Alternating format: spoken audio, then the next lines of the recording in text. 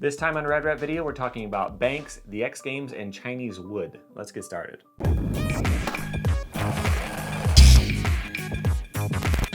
Hey guys, welcome back to Rad Rat Video, the channel where you can learn something new about skateboarding 3 times a week. A lot of different series where I talk about skateboarding culture and tricks and all kinds of stuff. But on this one, I answer your questions on Ask Rad Rat. So I've got a few different questions for you. The first one is from Simnet Nutrition, who asks, are bank tricks still a thing or are they out? And he asked that, and I'm like, what are you talking about? Of course banks are still a thing. I started thinking about it, I started keeping an eye out for it as I went through Instagram and everything, and you don't really see people skating banks anymore. It was such a weird thing that I had not noticed had changed, because I think back to like Chet Thomas doing hard flip stuff to fakie on banks in video part, and all kinds of bank stuff that doesn't seem like it ever died out, but it seems like it did. So what you see now, mostly, you see people do tricks into banks, sure. You don't really see a lot of tricks to fakie on a bank. And I think the reason why is because transition is getting more popular and it kind of took the place of it. So if you're gonna do a tray flip to fakie on a bank, you might as well do it in a quarter pipe, you know? And I think that's kind of the reason why you're not seeing it as much. You do see it every now and then, and I don't think anyone has a problem with it, but transition has just gotten more and more popular to a point that banks are being pushed to the side a little bit.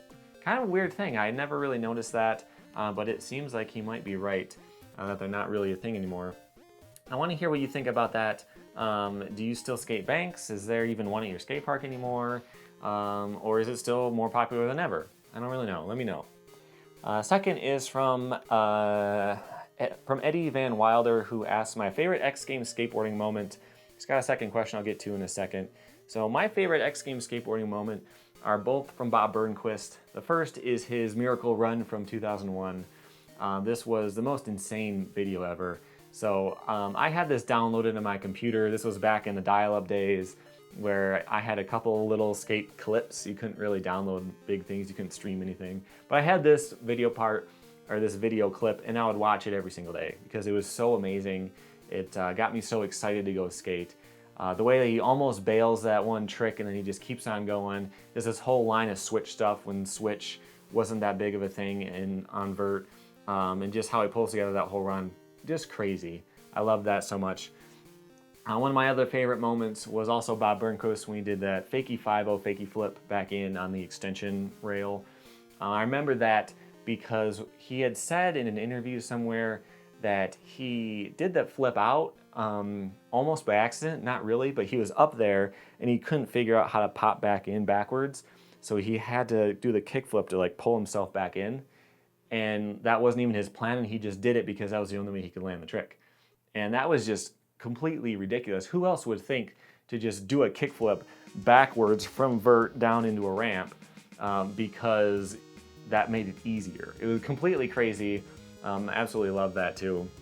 Blew my mind at the time. So the second part of his question really fits in well with that, which are my thoughts on Bob being finished with competing at the X Games. So he did retire from this last X Games, and you know what? He's been doing it for so long. I don't really blame him. I think he's, you know, as long as he's still skating, you know, I'm happy. I haven't really been watching the X Games or other kinds of competitions lately. It seems like, especially with the big air and everything, although Bob did almost everything first, you know, he's not doing the 1080s and all that kind of stuff these days. As long as he keeps skating, and I would love to see more focus on filming video now. If he's not competing, maybe he can do more of those crazy mega ramp video parts and stuff. So I think that's cool. I think he's definitely earned his retirement for sure. He's been doing it forever. So Bob's one of my favorite skaters, had a lot of great X Games moments, but I'm sure there will be more from other people in the future too. Last question from today, from Sol McLean. Sorry, you know who you are. Do you think using wood from China matters? Now we're talking about Chinese wood and not Chinese wood shops. So we're not talking sending Canadian maple to China. Chinese wood in particular. Do you think it makes that big of a difference?